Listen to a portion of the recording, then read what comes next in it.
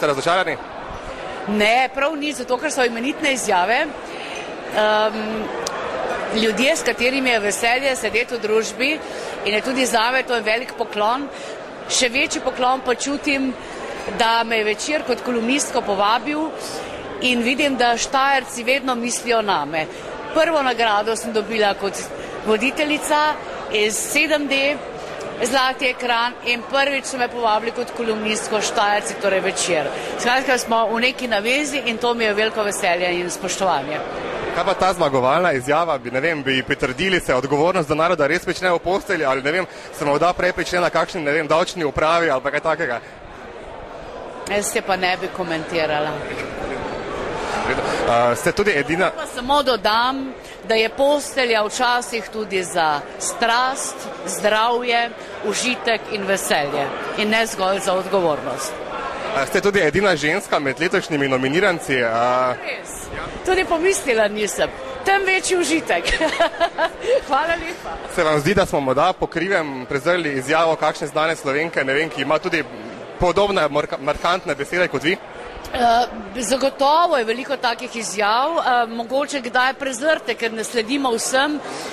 Zdi se mi zelo dobro, da ste vključili tudi blogaše, ker tam se uspenja neko novo novinarstvo in iskrivost. Verjetno celo včasih lažje, ker se ljudje radi poskrijajo v anonimnost in se mi zdi to zelo, ne samo pogumno, ampak dobili bomo več nekih divjih, bi rekla, ne rezerviranih razmišljanj. Sicer pa skozi leto je težko slediti vsem, sem pa zelo zadovoljna, da ljudje še ostajajo prodorni in da niso ustrahovani in da ni avtocenzur. Vi ste tudi blogerka, če se ne motim. Se vam zdi blog, sredstvo za izražanje, ki je pisano vam na kožo ali vam ni preveč blizu?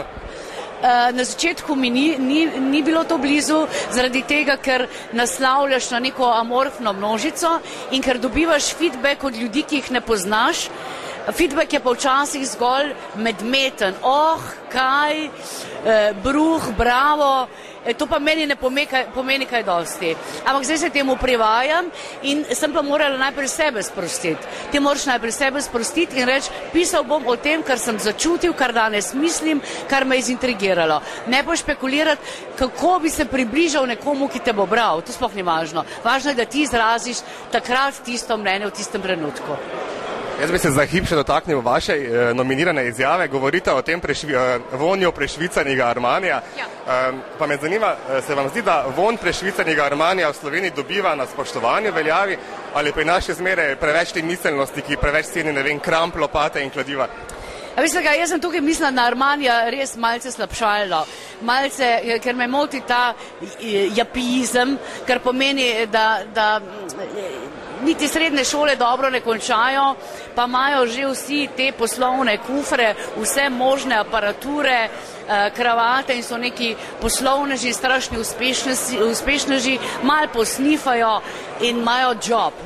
Včasih je pa bil proletariat tist, kjer se je res kombinezona cedil pot, o katerem smo razmišljali, ki so premikali meje tudi za tiste ljudi v prihodnje in tega ni več. To je ostalo nekje v preteklosti. Tukaj sem razmišljala v proletariatu tudi na način nekih borcev za neke pravice.